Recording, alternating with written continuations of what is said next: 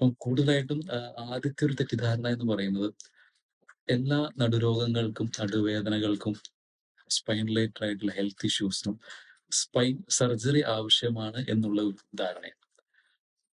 90% spine related ആയിട്ടുള്ള health issues, നടുവേദന, കാലിലേക്കുള്ള തരിപ്പ്, കടച്ചിൽ ഇങ്ങനെയുള്ള കാര്യങ്ങൾ നമുക്ക് കൂടുതലായിട്ടും ലൈഫ് സ്റ്റൈൽ മോഡിഫിക്കേഷൻസ്, നമ്മുടെ ഡെയിലി ലൈഫിൽ തന്നെയുള്ള മോഡിഫിക്കേഷൻസ് വഴിയും ഫിസിയോതെറാപ്പി, റീഹാബിലിറ്റേഷൻ, പിന്നെ നമ്മുടെ എക്സസൈസ് പ്രോഗ്രാംസ്, മെഡിക്കേഷൻസ് ഇവയെല്ലാം വഴി നമുക്ക് ഒരുവിധം പരിഹരിച്ചു നിർത്താവുന്ന കാര്യങ്ങളാണ്. അതായത് എല്ലാ ബുദ്ധിമുട്ടുകൾക്കും സ്പൈൻ സർജറി ആവശ്യമായി വരുന്നില്ല എന്നുള്ളത് തന്നെയാണ്. സ്പൈൻ സർജറി കഴിഞ്ഞാൽ ഉടനെ രോഗിയുടെ കാലുകളും കൈകളെല്ലാം തളർന്നു പോകും എന്നുള്ളൊരു ധാരണയാണ്. അത് ഒട്ടും തന്നെ ഒരു ശരിയായ ഇൻഫർമേഷൻ അല്ല. Robotics, minimally invasive spine surgeries, navigation assisted spine surgeries ഇവയെല്ലാം ഇന്ന് അവൈലബിൾ ആണ്. അപ്പൊ ഇതെല്ലാം കൊണ്ടും നമുക്ക് വളരെ സേഫ് ആയിട്ടുള്ള ഒരു സർജറി ചെയ്യാൻ വളരെ ഹെൽപ്ഫുൾ ആണ്.